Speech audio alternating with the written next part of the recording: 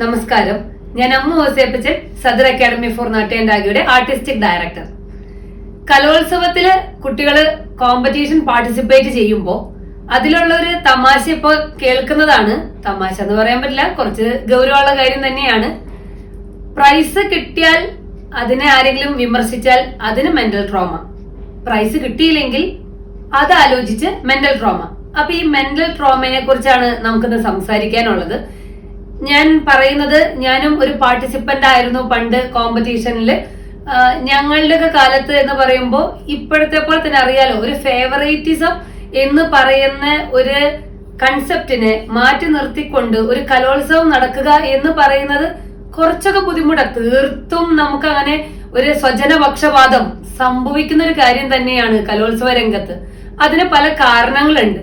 അപ്പൊ അന്നും കുറെയൊക്കെ പ്രൈസുകൾ അർഹതയുള്ളത് പോയിട്ടുണ്ട്, ഇന്നും കുറെയൊക്കെ അർഹതയുള്ള പ്രൈസുകൾ പോകുന്നുണ്ട്. അതിന്റെ കാരണം എന്ത് എന്നുള്ളത് അവിടെ നിൽക്കട്ടെ. പക്ഷെ അത് അന്നും സംഭവിക്കുന്നുണ്ട്, ഇന്നും സംഭവിക്കുന്നുണ്ട്, ഇനി എന്നും അത് സംഭവിക്കുക തന്നെ ചെയ്യും. എങ്ങനെയൊക്കെ നമ്മൾ പറഞ്ഞാലും ഒരു 1% എങ്കിലും ഒരു ഫേവറേറ്റിസം നടക്കാണ്ട് ഒരു കലോത്സവം എന്ന് പറയുന്നത് അസംഭവ്യമായിരിക്കും എന്ന് തന്നെ പറയാം. ഇതൊരു കമ്പ്യൂട്ടറൈസ്ഡ് ജഡ്ജ്മെന്റ് ഒന്നും അല്ലല്ലോ. അപ്പോ അതുകൊണ്ട് അങ്ങനെയൊക്കെ തന്നെ ആയിരിക്കും. പക്ഷെ അന്ന് ഞങ്ങൾക്കന്ന് പ്രൈസ് മിസ്സാകുമ്പോ ഞങ്ങൾ അന്ന് കുട്ടികൾക്ക് അത് അഫക്ട് ചെയ്യുന്നത് സങ്കടം ഉണ്ടാവും. ഒബ്വിയസ്ലി നമുക്ക് സങ്കടം ഉണ്ടാവും. ഇത്രയും നാള്, ഒരു വർഷത്തിലേറെ ഒരുപക്ഷെ ഒക്കെ പ്രാക്ടീസ് എടുക്കുന്നുണ്ടാവും. ഒരുപക്ഷെ ഈ കോമ്പറ്റീഷൻ എടുക്കുന്ന സമയത്ത് ഒരു 2-3 മാസം, ഞങ്ങളുടെയൊക്കെ സമയത്ത് ഒരു 8 ഇവന്റ്സ് ഉണ്ട്. അപ്പോ ഇതിങ്ങനെ മാറി മാറി പ്രാക്ടീസ് ചെയ്ത് ഒത്തിരിയേറെ ഹാർഡ് വർക്ക് ചെയ്ത്, ഇന്നത്തെ കുട്ടികളെ പോലെ തന്നെ അന്നും കുറെ ഹാർഡ് വർക്ക് ചെയ്താൽ മാത്രമാണ് ഒരു ക്ലാസിക്കൽ നൃത്തം ഇനങ്ങൾ എന്ന് മാത്രമല്ല എല്ലാം തന്നെ വേദിയിൽ അവതരിപ്പിക്കാൻ പറ്റുള്ളൂ. അപ്പൊ സ്വാഭാവികമായിട്ടും നമുക്ക് ആ ഒരു പ്രൈസ് അർഹത ഉണ്ടായിരുന്നിട്ടും കിട്ടിയില്ല, മോൾക്ക് അർഹത ഉണ്ടായിരുന്നു എന്നിട്ടും അത് കിട്ടിയില്ലല്ലോ എന്നൊക്കെ പറയുമ്പോ മറ്റുള്ളവർ പറഞ്ഞ് കേൾക്കുമ്പോ സ്വാഭാവികമായിട്ടും നമുക്കൊക്കെ സങ്കടം ഉണ്ടായിരുന്നിട്ടുണ്ട്. പക്ഷെ അതൊരിക്കലും ഞങ്ങൾ കണ്ടസ്റ്റൻസ് തമ്മിൽ പിന്നീട് ഒരു ശത്രുതയ്ക്ക് ഒരു കാരണമൊന്നുമല്ല. അത് ആ കുട്ടിയുടെ സാറ് കാരണം പിടിച്ചു, അല്ലെങ്കിൽ അവരുടെ പാരന്റ്സ് ചിലപ്പോൾ അവർക്കൊരു സ്വാധീനം ഉണ്ടായി കാണും, അങ്ങനെ പിടിച്ചിട്ടുണ്ടാവും ആ പ്രൈസ്. അല്ലെങ്കിൽ ചിലപ്പോൾ സ്കൂൾ തലത്തിൽ സ്കൂളിന് ചിലപ്പോൾ അവിടെ വെന്യൂ നടന്ന ആ സ്കൂളിന് ഒരു സ്വാധീനം ഉണ്ടായി കാണും, അങ്ങനെ പിടിച്ചിട്ടുണ്ട്. ഇങ്ങനെയൊക്കെ കാരണങ്ങൾ മറ്റുള്ളവരുടെ പേരിലാണ് നമ്മൾ കേൾക്കുന്നത്. അല്ലാണ്ട് ഒരു കണ്ടസ്റ്റന്റിന് എന്തായാലും ഒരു പ്രൈസ് പിടിക്കാനായിട്ട്, സ്വാധീനിക്കാനായിട്ട് ഒരു 8ാം ക്ലാസ്സിലോ 9ാം ക്ലാസ്സിലോ 10ാം ക്ലാസ്സിലോ ചെറിയ കുട്ടികൾക്ക് എങ്ങനെയാണ് സ്വാധീനിക്കാൻ പറ്റുന്നത്? അവരല്ലല്ലോ ഈ സ്വാധീനിക്കുന്നു എന്ന് പറയുന്നതിന്റെ കാരണം ഈ കുട്ടിയല്ലല്ലോ. പക്ഷെ അന്നത്തെ കാലത്ത് എന്ത് തന്നെയായാലും അത് പാരന്റ്സിന്റെ ഒരു ക്വാളിറ്റി തന്നെ ആയിരിക്കാം. പാരന്റ്സ് ഒരിക്കലും അതുപോലൊരു വിഷം ഞങ്ങളിൽ ആരിലും തന്നിട്ടില്ല.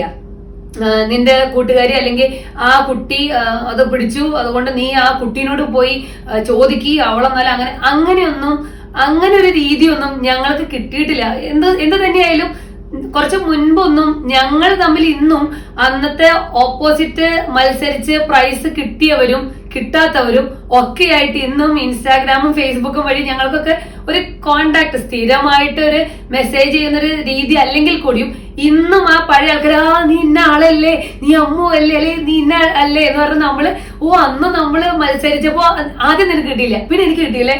ഇതൊരു ഭയങ്കര രസകരമായിട്ടുള്ളൊരു നൊസ്റ്റാൾജിയാണ് ഞങ്ങൾക്കൊക്കെ.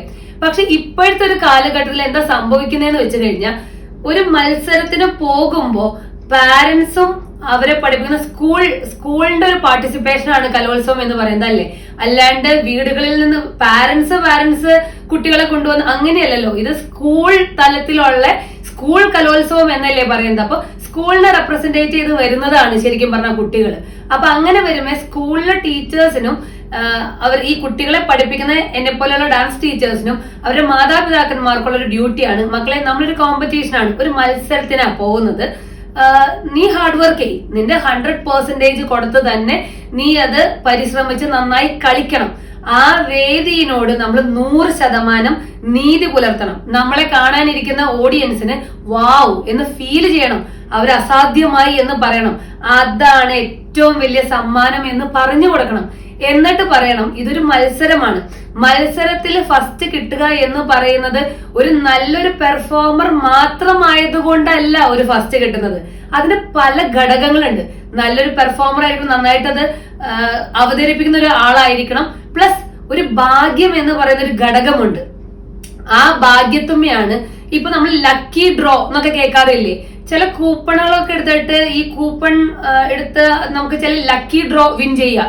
ആ വാക്കിൽ തന്നെ ലക്കി ഡ്രോ എന്ന് അത് എഴുതുന്നത്. അത് തന്നെ ഈ മത്സരം എന്ന് പറയുന്നത് ഒരു ലക്ക് എന്ന് പറയുന്ന ഫാക്ടർ കുറച്ച് കൂടുതൽ ഉണ്ട്.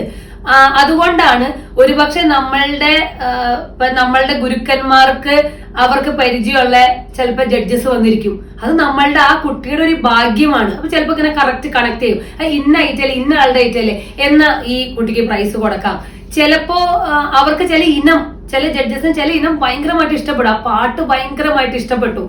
അപ്പൊ അത് അവർക്ക് ഇപ്പോ ഉദാഹരണം പറഞ്ഞാൽ എന്നെ സംബന്ധിച്ച് എനിക്ക് പാവയ്ക്ക എന്ന് പറയുന്ന ഒരു വെജിറ്റബിൾ അത്രയ്ക്ക് ഇഷ്ടമുള്ള ഒരാളല്ല.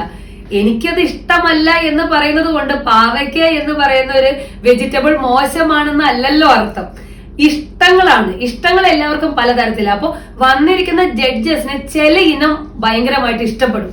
ഇനി കളിക്കുന്ന കുട്ടീനെ സംബന്ധിച്ച് ചിലപ്പോൾ നമ്മള് ഒരു 364 ദിവസവും ബെസ്റ്റ് ആയിട്ട് കളിച്ചിട്ടുണ്ടാവും.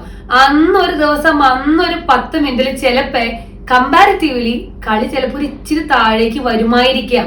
കാര്യം എന്താന്ന് വെച്ചാൽ ഇതെല്ലാം തന്നെ നമ്മളെല്ലാവരും മനുഷ്യരാണ്, അല്ലാണ്ട് ഒരു കമ്പ്യൂട്ടർ പ്രോഗ്രാം ഒന്നല്ല ഈ പറയുന്ന കലോത്സവം.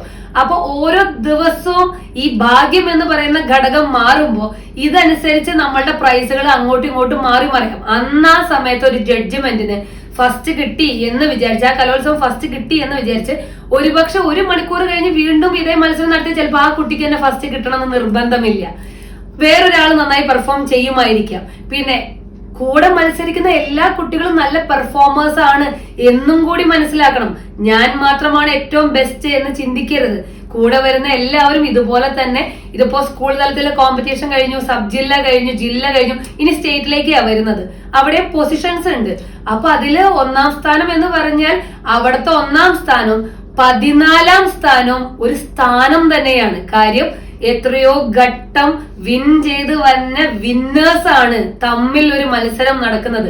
അപ്പൊ ഒരു മത്സരം എന്ന് പറയുമ്പോൾ 14 കണ്ടസ്റ്റൻസ് ഉണ്ടെങ്കിൽ ഒരു കുട്ടിക്കാണ് ഫസ്റ്റ് കിട്ടുള്ളൂ.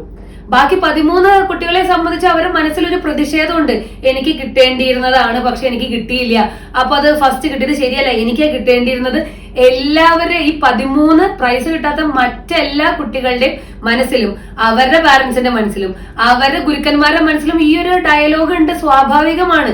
അപ്പൊ ചിലപ്പോ അവരെന്തെങ്കിലും പറഞ്ഞു എന്ന് വരാം, ആ ഫസ്റ്റ് കിട്ടിയത് ശരിയല്ല, അങ്ങനെ ഒരു സെൻസിലും പറഞ്ഞു എന്ന് വരാം, അവർക്കുള്ളൊരു സങ്കടം കൊണ്ട് പറഞ്ഞു എന്ന് വരാം. ഉടനെ അത് കേട്ടിട്ട് മെന്റൽ ട്രോമ എന്ന് പറയുന്ന ഈ പുതിയൊരു രീതി എന്ത് മോശമായ ഒരു അവസ്ഥയാണ്. കാര്യം എന്താ വെച്ചാൽ കോമ്പറ്റീഷൻ വിന്നേഴ്സ്, ഒരു മത്സരം നമ്മളെ എന്താണ് പഠിപ്പിക്കുന്നത്? ഇത്രയും ചെറിയ പ്രായത്തിൽ നമുക്കിവിടെ ഒരു സ്കൂൾ തലത്തിൽ സ്കൂൾ ലെവൽ കോമ്പറ്റീഷൻ എന്ന് പറയുന്നതിന് തരാൻ വലിയൊരു മെസ്സേജ് ഉണ്ട്. എന്ന് വെച്ചാൽ നമ്മൾ കുറേയേറെ നാൾ ഹാർഡ് വർക്ക് ചെയ്തിട്ടാണ് ഒരു മത്സരവേദിയിൽ വരുന്നത്. ഒരുപക്ഷെ അന്നത്തെ ഒരു ദിവസത്തെ ഭാഗ്യം നമ്മളെ തുണച്ചില്ലെങ്കിൽ ആ ഒരു പ്രൈസ് മിസ്സായി പോയി എന്ന് വരാം. ഒരുപക്ഷെ നമ്മളൊക്കെ ഈ കേൾക്കുന്നത് പോലെ ചിലപ്പോ ഒരു ഫേവറേറ്റിസം നടന്ന്, ഒരു ഇൻജസ്റ്റിസ് നടന്ന് നമ്മൾക്ക് അർഹത ഉണ്ടായിരുന്ന ഒരു പ്രൈസ് മിസ്സായി പോയി എന്ന് വരാം. ഉടനെ നിങ്ങൾ മറ്റ് കണ്ടസ്റ്റന്റിനെ പോയി ഹരാസ് ചെയ്യുവാനോ അല്ലെ അവർക്കെതിരെ ഒരു പോസ്റ്റ് ഇടാനോ അല്ലെ അവർക്കെതിരെ പ്രവർത്തിക്കാനോ ഒന്നുമല്ല ചെയ്യേണ്ടത്. നിങ്ങൾ ചെയ്യേണ്ടത് അന്നത്തെ ആ ദിവസം എനിക്ക് അത്ര ലക്ക് ഉണ്ടായിരുന്നില്ല എന്ന് നമ്മൾ അതിനെ പ്രാക്ടിക്കലായിട്ട് ഒന്ന് ചിന്തിക്കാൻ പഠിക്കണം. എന്നിട്ട് എന്ത് ചെയ്യണം? അടുത്ത വർഷത്തേക്ക്, അടുത്ത വേദിയിലേക്ക് നമ്മൾ പ്രിപ്പയർഡ് ആവണം. കാര്യം ഇത്രയും സഫറിങ് ചെയ്ത് ഒരു ഡാൻസർ വേദിയിൽ കുറെ വേദനകൾ സഹിച്ചിട്ടാണ്, കൈയും കാലൊക്കെ വേദന എടുക്കും. ഈ വേദനയൊക്കെ ഈ പെയിനൊക്കെ നമ്മൾ സഫർ ചെയ്തിട്ടാണ് ഒരു ക്ലാസിക്കൽ ഡാൻസർ എന്ന് പറയുന്ന ആള് വേദിയിൽ പ്രസന്റ് ചെയ്യുന്നത്. ഇത്രയൊക്കെ സഫറിങ് പറ്റുന്ന ഒരു ആർട്ടിസ്റ്റിന് ഒരു ചെറിയൊരു പരാജയം ഏറ്റെടുക്കാൻ പറ്റുന്നില്ല എന്ന് പറയുന്നത് പിന്നെ നമ്മൾ എന്തിനാണ് ഒരു കലോത്സവത്തിന് ഇങ്ങനൊരു ഒരു രീതിയും കൂടി നമ്മളെ പഠിപ്പിക്കാൻ പറ്റുന്നുണ്ട്. എന്ന് വെച്ചാൽ ഒരുപക്ഷെ നമ്മള് മോശമായി പോയാലും അല്ലെ നമുക്കൊരു പ്രൈസ് മിസ്സായി പോയാലും മെന്റൽ ട്രോമ പോലെയുള്ള ഒരു രീതിയിലേക്ക് നമ്മൾ സ്വയം വീഴരുത്. നമ്മൾ തന്നെ നമ്മളെ സ്വയം ഭീരുവാക്കി ചിത്രീകരിക്കരുത്. നമ്മൾ സ്വയം ഭീരുവായിട്ട് ഓടരുത്. അതൊരു മോട്ടിവേഷൻ ആക്കി എടുക്കണം. വരും സ്റ്റേജിൽ ഇതിനേക്കാൾ ഏറെ ഞാൻ കളിക്കും, അല്ലെങ്കിൽ let's hope for the best എന്ന് പറഞ്ഞ് നമുക്ക് നോക്കാം. ഒരു പ്രാർത്ഥനയായിട്ട് നിങ്ങൾ ഈ ഒരു സഫറിങ്ങിനെ കൊടുക്കാം. ദൈവമേ, ഇന്നത്തെ ഈ വേദി എനിക്ക് അർഹത ഉണ്ടായിരുന്നിട്ടും എനിക്ക് മിസ്സായി പോയ ഈ ഒരു പ്രൈസ്, ഈ ഒരു സങ്കടം ഞാൻ നിനക്ക് സമർപ്പിച്ച് പ്രാർത്ഥിക്കുന്നു. പകരം നിങ്ങൾ എല്ലാവരും പഠിച്ചുകൊണ്ടിരിക്കുന്ന കുട്ടികളാ, എനിക്ക് ബോർഡ് എക്സാമിന് ഫുൾ A+ ഉണ്ടാവണം, അല്ലെങ്കിൽ ഇത്ര പെർസെന്റേജ് മാർക്ക് ഉണ്ടാവണം എന്ന് പറഞ്ഞ് അതിന്റെ ഒരു പ്രെയർ ആക്കി മാറ്റി നോക്കി. അപ്പൊ അതുകൊണ്ട് ഫസ്റ്റ് കിട്ടിയത് ആരും തന്നെ വിമർശിക്കാൻ പാടില്ല എന്ന് പറഞ്ഞൊരു നല്ല പ്രവണതയല്ല. കാര്യം ഇപ്പൊ ഈ ഫസ്റ്റ് കിട്ടിയ കുട്ടിക്ക് തന്നെ മറ്റൊരു ദിവസം ഫസ്റ്റ് കിട്ടിയില്ലെങ്കിൽ നിങ്ങളും ആ ഒരു സങ്കടം അനുഭവിക്കുന്നില്ലേ? എനിക്ക് കിട്ടേണ്ടിയിരുന്നു, ആ ആൾക്ക് കിട്ടി, അത് ശരിയല്ല ജഡ്ജ്മെന്റ്. ഈ ഫസ്റ്റ് കിട്ടുന്ന കുട്ടി നാളെ പറയാനുള്ളതാണ്. ഒരുപക്ഷെ നമ്മൾ വേദിയിൽ മാറുമ്പോൾ അങ്ങനെ പറയുന്നതാണ്. അപ്പൊ അതുകൊണ്ട് ഫസ്റ്റ് കിട്ടിയിട്ട് ആരും വിമർശിക്കാൻ പാടില്ല എന്ന് പറയുന്നതും ഒരു നല്ല രീതിയല്ല. ഇനി നമുക്കൊരു പ്രൈസ് കിട്ടിയില്ല, വേറൊരു കുട്ടിക്ക് കിട്ടി, അവരെ ഒരു പേഴ്സണൽ ആയിട്ട് അറ്റാക്ക് ചെയ്യാനായിട്ടുള്ള ഒരു രീതിക്കും കുട്ടികൾ കൂട്ടു നിൽക്കരുത്. അവരെ അങ്ങനെ ഒരു രീതി പാരന്റ്സ് ദൈവത്തെ ഓർത്ത് പഠിപ്പിക്കരുത്. മാതാപിതാക്കന്മാരും അവരുടെ സ്കൂളിൽ നിന്നുള്ള ടീച്ചേഴ്സും ഒരു മത്സരത്തിന് പോകുമ്പോ അവരുടെ മനസ്സിനെ പാകപ്പെടുത്തി വിടാനായിട്ട് ഒന്ന് ശ്രദ്ധിക്കണമെന്ന് പറഞ്ഞുകൊണ്ട് ഞാൻ നിർത്തട്ടെ. നന്ദി, നമസ്കാരം.